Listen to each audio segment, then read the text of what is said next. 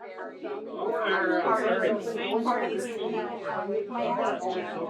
thanks for introducing us. Oh, cool. It's over at Do you like few chairs or? No, I use other people. No, Okay, good. Welcome, everyone. I'm Cheryl Pop. Thank you so much for joining us at Sausalito Books by the Bay and for coming out despite the new mask mandate. We're very well ventilated here, and I appreciate everyone coming out for this exciting event. We are here to celebrate the entrance into the world of a biography of the Pixel, which published today. It's very huge.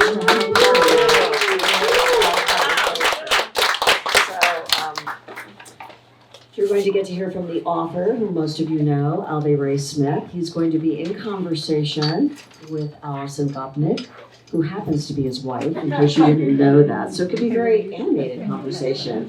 Who knows? It does promise to be a very entertaining evening as we learn about the remarkable life of the Pixel. It's an incredible book. And after they have their conversation, you will have an opportunity to ask questions. We'll do some Q&A. If you haven't already bought a book, my colleagues Evan and Jeff would be happy to sell you one. And I know that Alvy would be happy to sign it for you. And then you're welcome to mix and mingle and have some more wine or whatever. So again, thank you so much for joining us. I probably don't need to introduce these two iconic individuals because most of you know them, but some people don't. Alvy co-founded Pixar as well as Altamira Software. He was the first director of computer graphics at Lucasfilm and the first graphics fellow at Microsoft. Those are probably names you know. He's received 2 Technical Academy Awards for his contribution to digital movie making in Hollywood. So quite accomplished. I think he knows what he's writing about. Alison Gopnik is a professor of psychology and affiliate professor of philosophy at the University of California, Berkeley, my alma mater. She is considered a world leader in cognitive science, particularly the study of children's learning and development. She's the author of over 100 journal articles and has also penned several critically acclaimed books, which you may have heard of: The Scientist in the Crib, The Philosophical Baby, What Children's Minds Tell Us About Love, Truth, and the Meaning of Life, and The Gardener and the Carpenter, What the New Science of Child Development Tells Us About the Relationship Between Parents and Children. So she also writes the Mind and Matter science column for the the Wall Street Journal. But you've probably seen her writing also in the New York Times, the Atlantic, the New Yorker, and many other prestigious publications. She's frequently appeared on major television and radio programs, and her TED Talk has been seen by it's been watched more than 4.2 million times. So, Alvy, you have a lot of catching up to do, but I think you're off to a good start with your first book. So we're incredibly honored to have you both with us this evening. Welcome. Welcome to everyone here, and let's give them a round of applause and thank you. I have billions of pixels inside of this, and I bet you do in yours too. You can't see them because you can't see a sample. They're in files. And in order to see the picture that those samples represent, and of course we call the samples of a visual field pixels. That's the definition. To see them, we tap on the file name or do something like that. So show me that picture, and boom, suddenly there's the picture.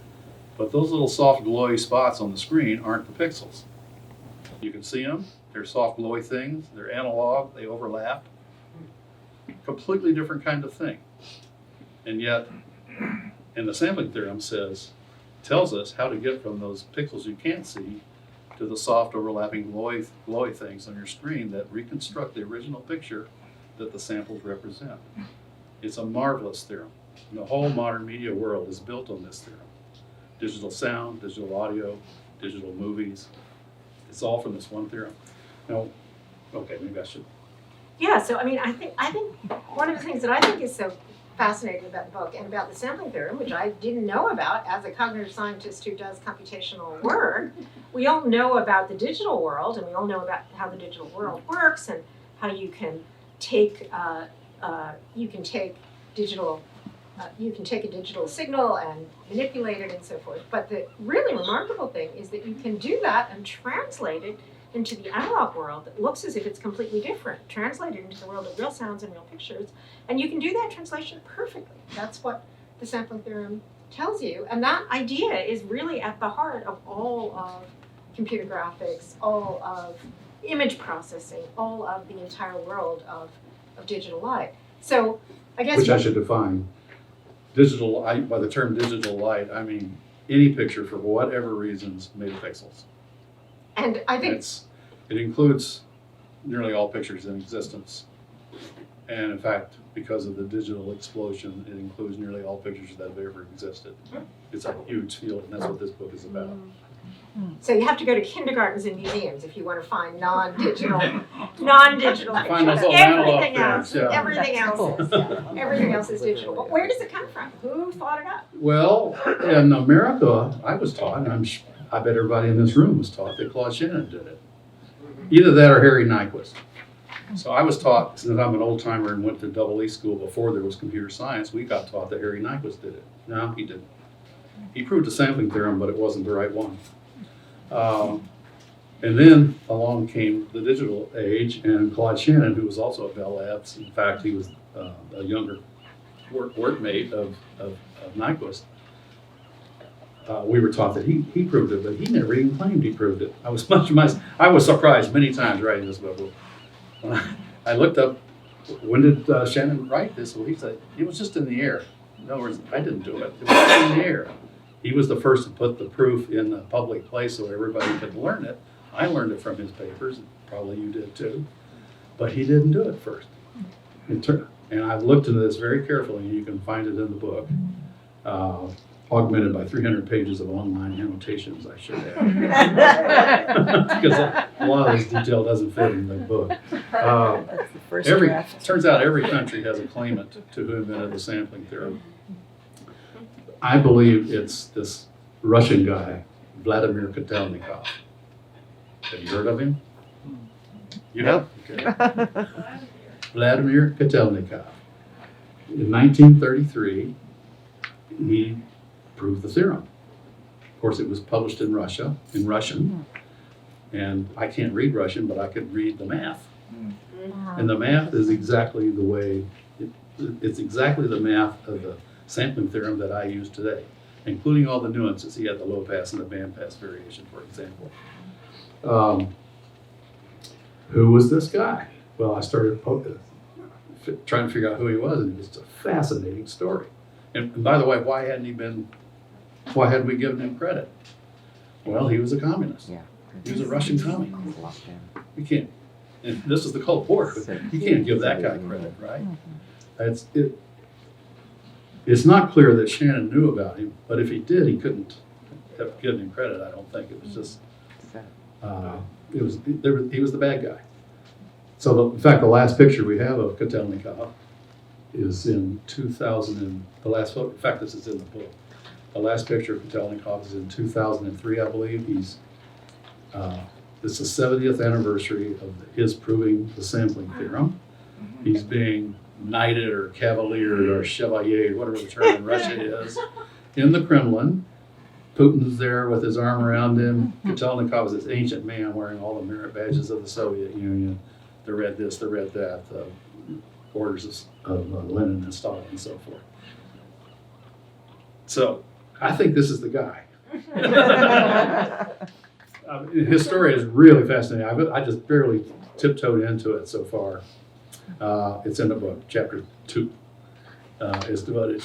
Yeah, there's a picture of him. He's a really wild-haired guy when he proved the theorem. Cute. And he comes from a long line of generations of mathematicians. He's not a slouch. His ancestry in mathematics goes all the way back to Leonard Euler. Direct line of Kotelnikovs from Leonard Euler down. to this guy. He is not a slouch. So that's just, one of the things that's been really fun with the book is finding Yeah, that these was fun. backstories, finding out that all these people who are sort of names on theorems turn out to have just fascinating histories. I mean, including Fourier himself, right? Yeah, Fourier. So we all know Fourier, right?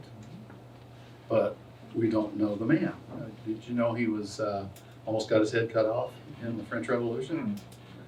He was a revolutionary, and he came afoul of Robespierre, and he was in jail to be beheaded. And luckily, 10 days before he was to be beheaded, Robespierre got his head cut off. I'm talking guillotine here, folks.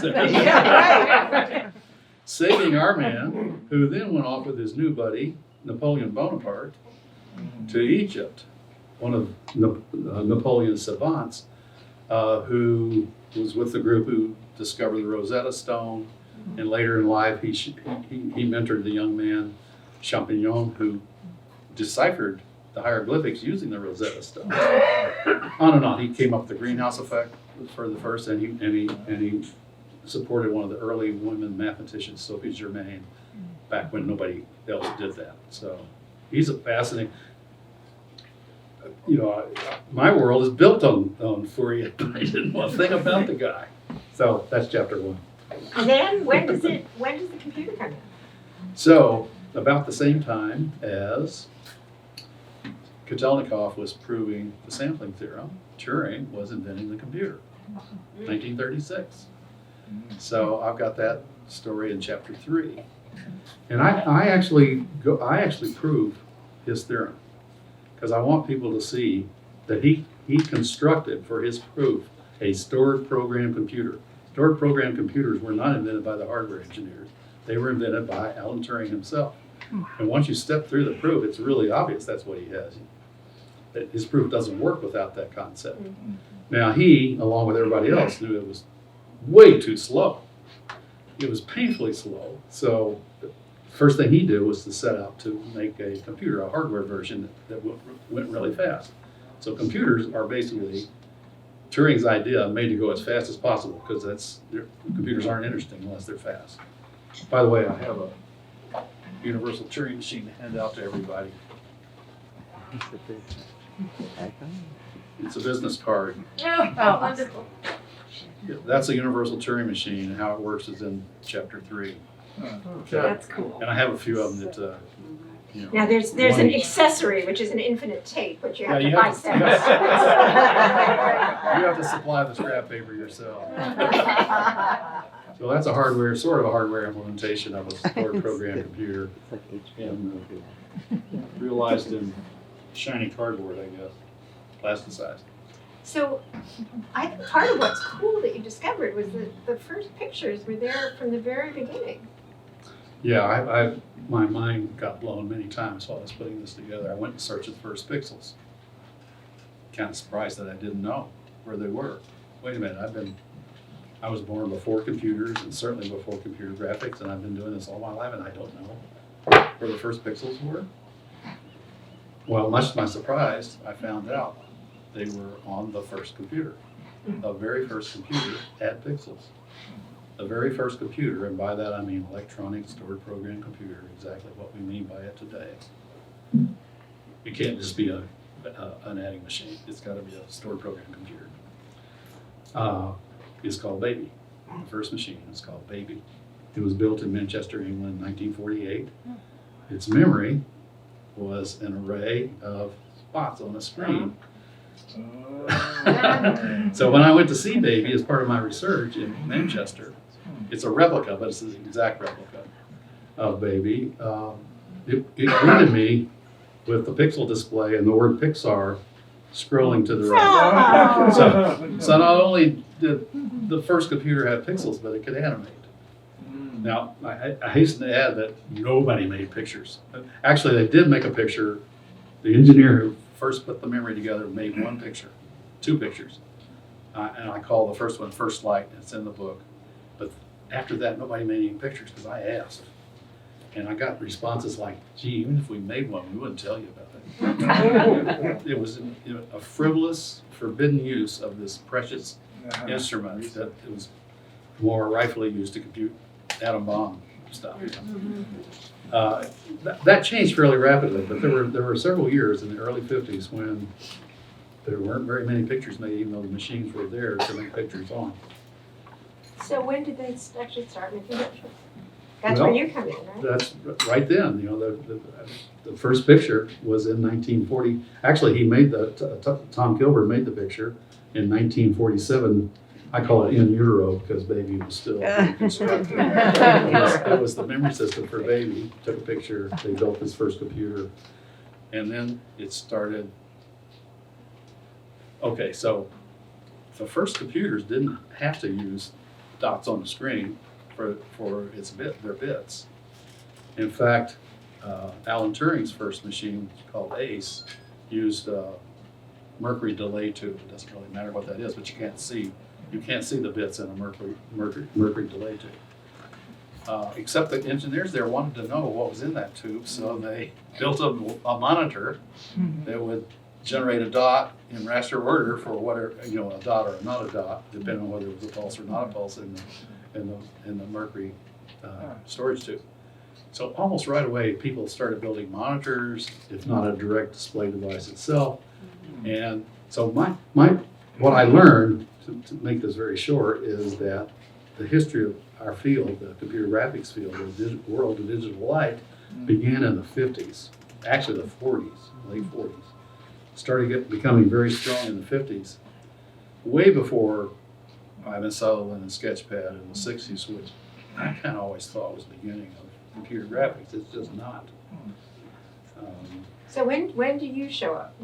Me? She's trying to get him into the story. What are you referring to? In the story. In the story of the Pixel. So we got, let's see, we got Fourier barely escaping with his head. Then we've got Kachelikov barely escaping with his head. So I accidentally worked for one of the earliest computer graphics guys without knowing about it in 1960. Well, okay, no, let me back up. I made my first picture in 1965 on a computer. Moore's Law probably didn't exist yet. Maybe if it did exist, it was Moore's Law factor of 1.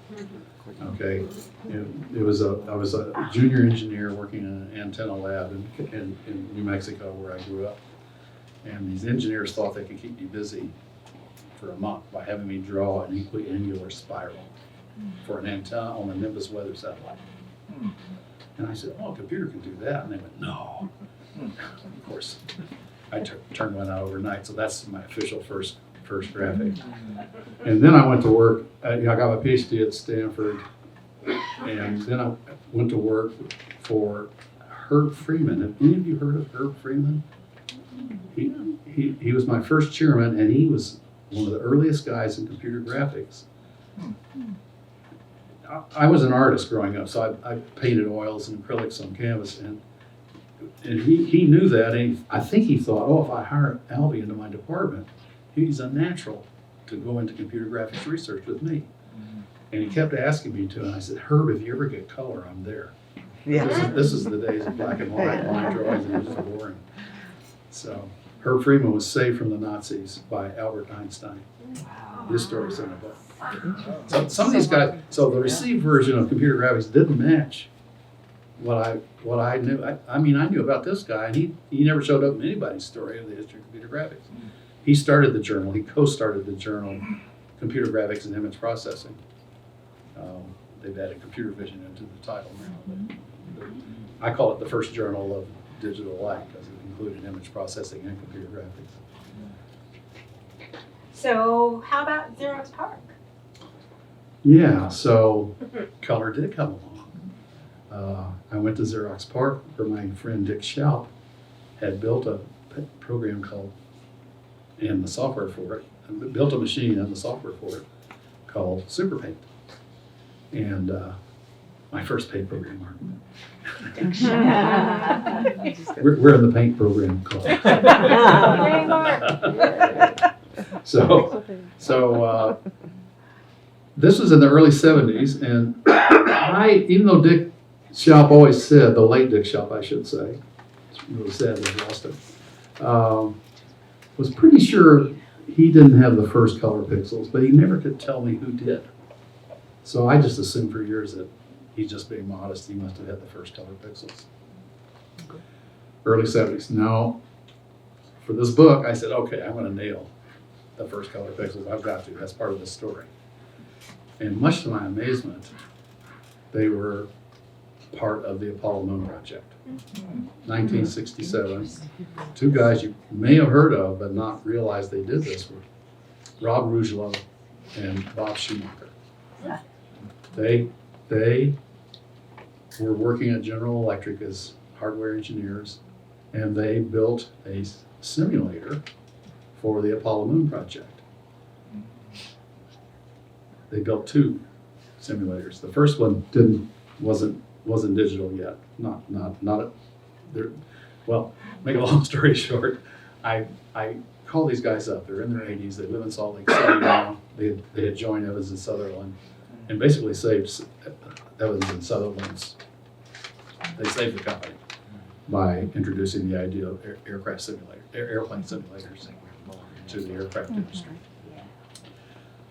I called him up and says, I'm going to fly down to Salt Lake and I'd like to take you guys out to dinner. And Rougelot said, Alvy, that's like an hour and a half. That's not enough. Come over to my house, which is up near the university somewhere in Salt Lake City. And Schumacher will be there and we'll get down. We'll figure this out. So 7.5 hours later, I staggered out of this fascinating meeting with these two old guys. They knew they had done this, but they were never given credit for it. There were no journals. Their stuff was buried in the thick technical memoranda that General Electric generated as project reports to NASA Houston. And buried in there was what I was looking for. And they helped me find the actual moment when the first color pixels happened. 1967. And not only that, but the first colored rendering of computer graphics. Happens to be a lunar module. And there's a picture in there. So that's 67. So that was 5 or 6 years earlier than I saw it. And some of you will find this fascinating as I explored this story. Along the way, people kept saying, Alvy, we don't think the story of computer graphics has been told right yet. Don Greenberg was one of those guys. And he said, oh, sorry about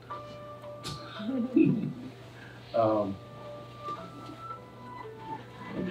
Okay. Turns out that Don Greenberg got his start with Rob Rougelot, one of the engineers I just told you about. They were both freshmen at Cornell in the same year and shared a pup tent during freshman orientation. Wow. Good band. All right. Then they went off in separate paths. Don got his degree. They became these engineers who did the space program. And then they were building these real-time simulators. And then they decided to build a non-real-time version so they could really start to explore this notion of color graphics. By the way, Moore's Law had started, and Moore's Law is what it made color pixels possible. Moore's Law started in 65, 67, first color pixels, and they used integrated circuit chips to do it. So their next machine was called the non-RT, the non-real-time machine, and they invited their old buddy Don Greenberg to bring his students over to GE, which is located near Cornell, and use their machine. And the students at Cornell did exactly that, and they made the Cornell movie in about 1972 in color. So this is a surprise to me. I didn't know how Don Greenberg came into the story or how Rougelot and Schumacher got into the story, but they're there. So the way I do this in the book, since the stories are family trees or flow charts, you just see all these different people come together in different ways, and you can just read off who helped who stabbed who in the back. That's what. Which country, without credit, stole from another country, and who. Well, there's some good stories in there. So what do you think is like the big moral that you got from doing? I mean, one thing that's striking, even as you're describing it, is how many of the stories are not the stories that you think are the stories. Well, that was one of my findings, is that when it comes to high technology, I think the word high and high technology guarantees that if somebody offers a simple narrative as the history, raise the red flag. It can't be right. It just can't be right. Revisionist history. There are no single heroes for which anything. Alan Turing might be an exception. He did invent the computer, no question about it. But other than that, okay. So that was one finding. Another finding was how often the tyrant plays a role. You have to have a good idea, and you have to have usually some chaos, like a war or World War or something that inspires the. So in case of Fourier, it was Napoleon was the tyrant, and it was the French Revolution, of course, is the chaos, and the tyrant Napoleon, even though he was friends with Fourier first, eventually exiled Fourier to Grenoble. Now that doesn't sound very far these days, but in those days, that's not Paris. It's a long ways from Paris. He was in exile. Fourier was in exile. He knew he was in exile, and he couldn't go back to Paris until Napoleon got sent to St. Helena finally. Only then could Fourier go back and become the Louis. But he had this plum job. He was the governor of the province. He was the prefect of the prefecture. He had this plush job that Napoleon got for him. And it was protected, so he had plenty of time to sit around and prove his math and run experiments to show that it was accurate. So Napoleon didn't know he was helping him. He was keeping Fourier out of Paris because Fourier knew too much about Napoleon's failures in Egypt. He didn't want anybody talking that up in Paris. I had to throw a whole chapter out of this book. I didn't have enough room. I had a whole chapter on the history of television. We're Sarnoff. Online. Sarnoff is the bad guy. Talk about. But you do have the film, right? The story of film, yeah. Which is a whole other story of technology. One whole chapter in there is about film, history of film and animation. Not cinema, because that's covered by everybody. But the actual machines used for movie making. Who did it first? I've asked enough people, I know the answers I'll probably get. Thomas Edison, or Edward Muybridge, or the Lumiere brothers. Those are the three that I nearly always get. And it turns out that third was the Lumiere brothers in France. And in France, there's no question, it's the Lumiere brothers. It's not though. One of the people that helped me out a lot was Laurent Manoni, who is the curator at the Cinémathèque Française in Paris. Knows a lot about the history of cinema. He says, nah, they didn't do it. And he taught me, talk about backbiting and stealing that went on in France. It's ferocious. I have that story laid out, a similar one in America. So the person that there is no one person, remember, same with movie making, but there's a fellow who kind of swims to the top, much to my amazement, is named William Kennedy Laurie Dixon. Never heard of him, right? No. He worked for Edison until he realized Edison was stealing everything from him and claiming credit for it. So Edison was the tyrant. Oh, Edison's clearly the tyrant. Edison's the tyrant. And I was surprised at how many historians can't stand the guy. I grew up thinking, he's Edison. And he invented this, he invented that. Malarkey. He's a marketer who built this great lab and invited these bright guys in and let them go crazy. But then he claimed all their ideas as his own, patented them in his name, and gave them zero credit. So one of them, William Kennedy Laurie Dixon, figured it out and left and started Biography, which is a competing company. His story I learned about from the curator of the Library of Congress, the film curator of the Library of Congress, recently deceased, damn it, who wrote the only biography of William Kennedy Laurie Dixon that there is. But it taught me all I needed to know to start getting. So here's an example. Everybody knows about 35 millimeter film, 4 per frame. It was the standard until not very long ago, right? William Kennedy, Laurie Dixon invented that. He invented that. He built the camera that Edison claimed was his. And then he added a projector to it, so he was the first guy to have a camera, film, projector, complete system. He did movies first. Other claimants in there, it's all spelled out in the book. But that's not the story I heard. There's some juicy stories, like the story of Edward Muybridge isn't juicy. So what about the future? I don't know. So my book. And I guess Moore's Law is really the hero of your book, Moore's right? Law. Yeah, we've got You want a real to pay off. protagonist. Moore's Law is. Yeah, I try to explain it as best I can. First, I describe it. It's usually expressed as the density of components on an integrated circuit chip doubles every 18 months. What's that mean? So I translated it into what I think is more intuitive words. Everything good about computers gets better by an order of magnitude, a factor of 10, every 5 years. Every 5 years, an order of magnitude. And I say order of magnitude because that's about as much as a human being can grok. We're no good after one order of magnitude. Moore's Law says you get an order of magnitude every 5 years.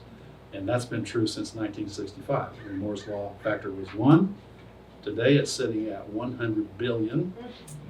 2025 it's going to hit 1 trillion.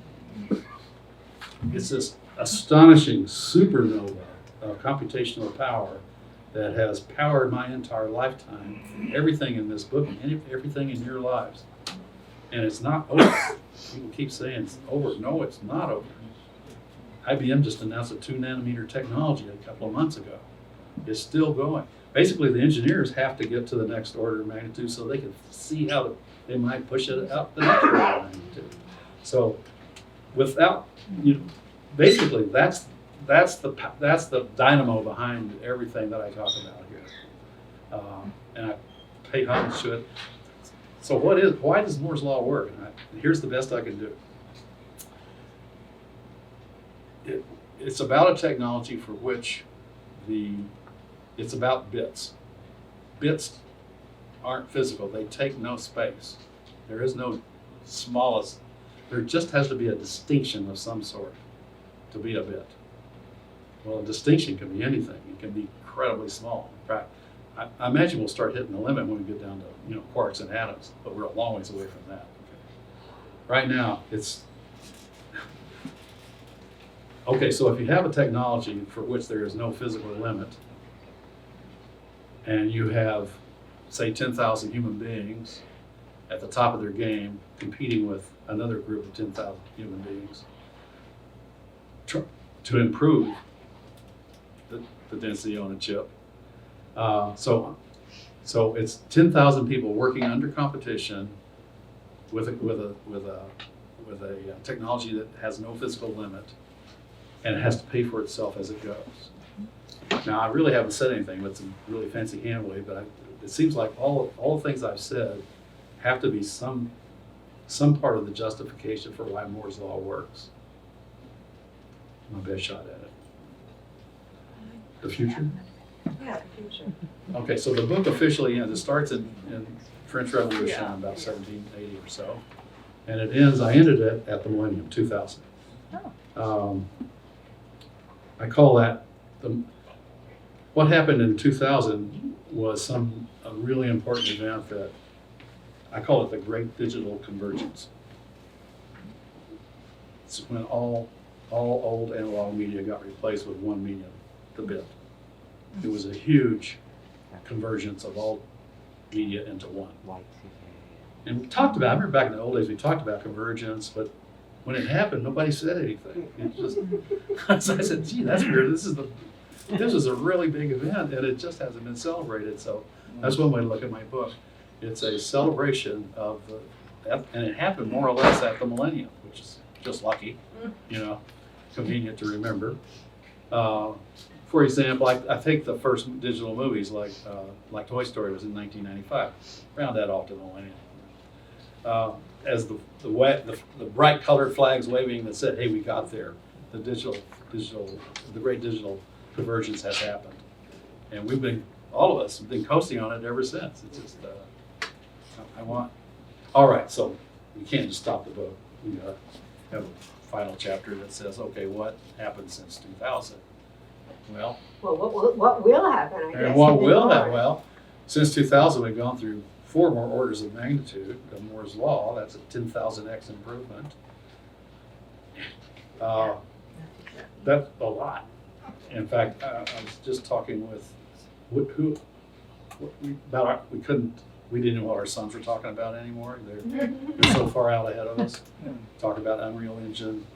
You know, the Unreal Engine is generating shaded polygons in real time that using numbers that we only used as numbers that might break our software if we weren't careful. In 30 hours for one picture, real time, and now it's happening in real time. That's Moore's Law. I mean, it's just you can't.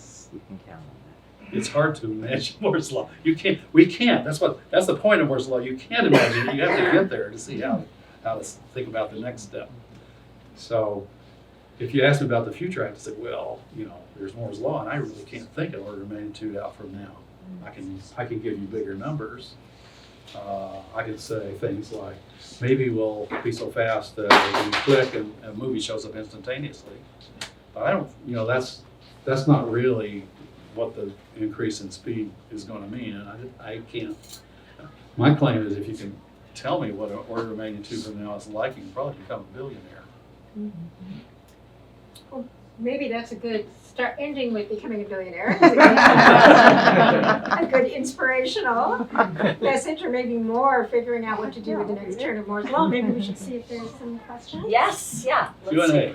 Thank you so much. You know, I just want to say, before we do this little Q&A, I always get nervous when I get a book from MIT Press. I am not a math person, unlike these two brainiacs and most of you in the room. And yet this book is so entertaining. It's art, it's history, it's everything about digital imaging and Yes, no math. and technology. Well, there is math, but it's you know, it's simple concepts. It's simple but profound concepts. And I was in investment banking in the 90s, and I mean, we took Pixar and Altamira public, and I had no idea what I was doing or what was going on or anything about it. And this is such a fascinating read. I mean, all of you can really grasp it, I'm sure. That's why you're here. But even for those of us who don't have that background, it's really interesting. Come on, it was designed for you too. You Am I don't being read the too annotations. effusive? The annotations, I go all wild with details. Well, and there are pictures in the book. You know, that always makes me happy. There are pictures. They're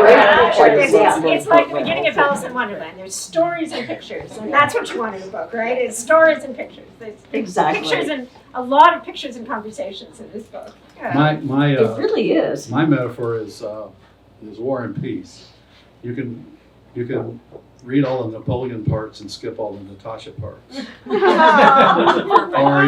vice versa. Which is what I did, by the way. The first time I read all the Napoleon parts, the second time I read all the Natasha parts, and the third time I finally got around and reading this thing and realizing, oh my God, what a book! Not that I can compete with that, but That's great. Well, so questions, yeah. By the way, there are grandchildren in the back if you're wondering who I'm waving at. Oh, that's great. Welcome, Speaking of welcome. the future and the next generation. So, Mark. I have a question. So since 2000, there's been this new display technology called an infinite retina. And that directly deals with this issue of the sampling and the pixels and ultimately infinite scaling, right? Or infinite zooming, right? So what are your thoughts about that? I don't know about it, Mark, so I can't say anything intelligent. I'm immediately suspect because of the word infinite, but it sounds like a marketing term to me, so I have to see what it really Of does. course, it's an outlook. Oh, okay. I mean, it's clear that the displays are getting up to the same resolution as the retina. So, you know, it's starting to make sense that we're starting to see. Somewhere in there with anti-aliasing and making it look really good. It's like Yeah. vector. There's So I my attention was caught at the very beginning by Leonardo Publications. Can you connect us to that? Yes, Leonardo is, what's his name? Moman? Yeah. Moman? Yeah. Is the name of the original guy. So the original thought of the Leonardo magazine, and series, I guess, was bringing art and technology together. And so I've always thought Leonardo was a fascinating idea and supported it. Alfred Molan? That's not right. I forget the guy's name. Roger Molina is the one who, What? Roger Molina. Molina, thank you. Yeah, his father. I didn't have it right. Yeah, Okay. Roger, yeah. Okay. So it used to be this really slick magazine, maybe it Right. still is, this journal about art with a technological flavor to it. And then it's become, now I think that was acquired by MIT Press, or they're in some kind of Right, relationship. they are. And now they have a series of books called the Leonardo series. Art meets technology, and my book's in that series. And you know, that's partly, we haven't talked about Pixar really at all, but part of the point in the book is the way that the artistic creativity and technological creativity are really the same thing. I mean, I think that's one of the other big morals of the book, because for all of these things, there are artists and writers, but especially visual artists and technological creators who are working hand in hand all the time. I should say more about that. I get distressed when I hear one kind of creator claim they're superior to another kind of creator. Engineers are somehow lesser than scientists, or artists are somehow lesser or better than technical creators. No, that's just not right.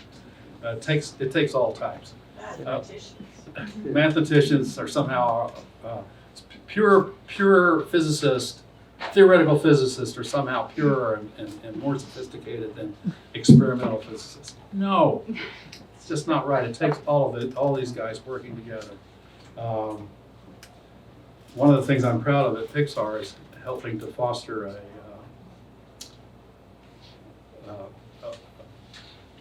a milieu where the artistically creative and the technically creative had a mutual admiration society for one another, because it had to. I mean, there was no way this company could have worked if the artists were looking down their noses at the technoids, and the technical people were looking down their noses at the creatives. You know, just no, those words weren't even allowed. It's just they're it's almost like the N word. So this is really off topic, but please take this anywhere you'd like. Frank Capra directed a film in 1936 called Mr. Deeds Goes to Town, in which the character Deeds is referred to as pixelated, meaning nice. Well, pixelated actually started out as pixie-like, right? Oh, that's where that's Yeah, and from. there's even a different spelling, I think, for that pixelated versus the little square. They have the little old ladies from the town going, he's pixelated. So there's P-I-X-I-L and there's P-I-X-E-L, Yeah. and they have like, to me, pixelation is a bad direction we took. You have a question over here, I think.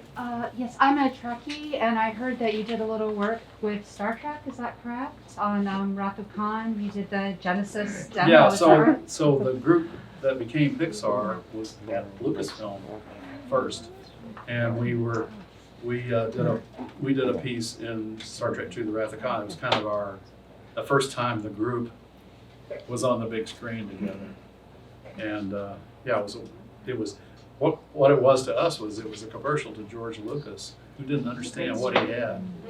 Said, George, we want to be into movies. We don't, we'll build hardware and software for you if that's the admission price, which we did. But we want to make content too. And he saw us as technoids, and he was a creative. There was that, and we had to show him. We showed him with that piece. So he liked that, and then He did. was So that- I mean, the story is that that story goes on and on. But the punchline is the day after the premiere, George Lucas steps 1 foot into my office. I think he's a pretty shy guy, or at least he was around me. And he said, "Great camera moving."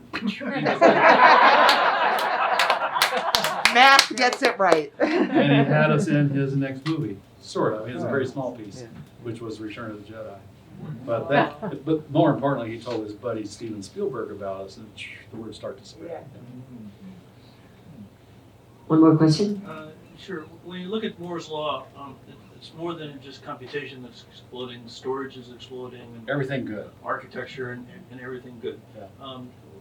What do you think in terms of the intelligent pixel or the role of Intelligence? Okay. intelligence of Well, let me go way back to when I started at grad school. I started in 1965 at Stanford in AI, this new thing called AI, artificial intelligence.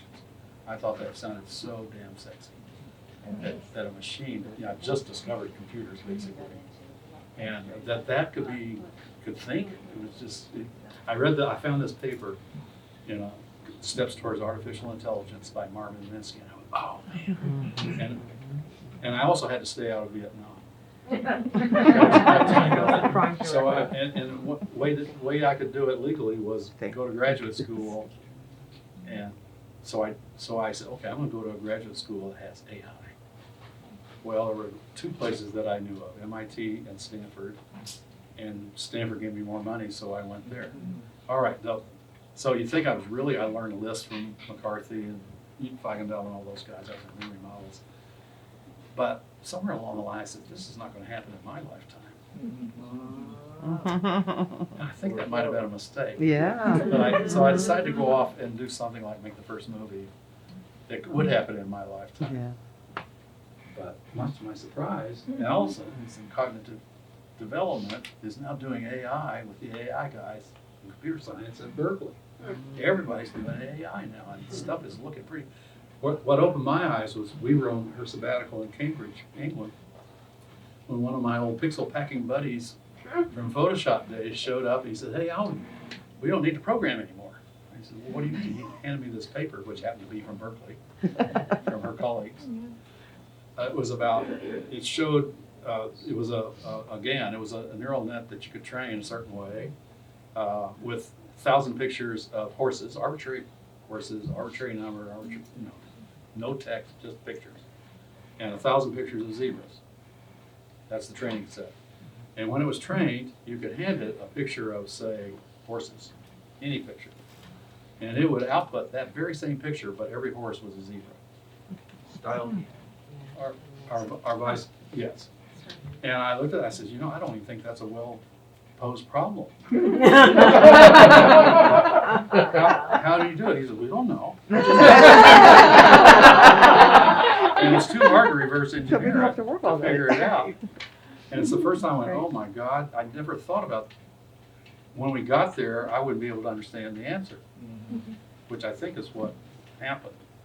And which brings to mind what Turing always thought was the most fascinating thing about computation was a computer that computed on itself, which we kind of disallowed in modern computers. You don't let the program compute on itself because all sorts of havoc breed. But apparently that's what these neural nets are doing. They're computing on themselves and doing amazing things. Stay tuned. Yeah, right. Stay Next tuned. book, 10 years. Yeah, the next book. Thank you, Alvy. Digital imaging is all around us.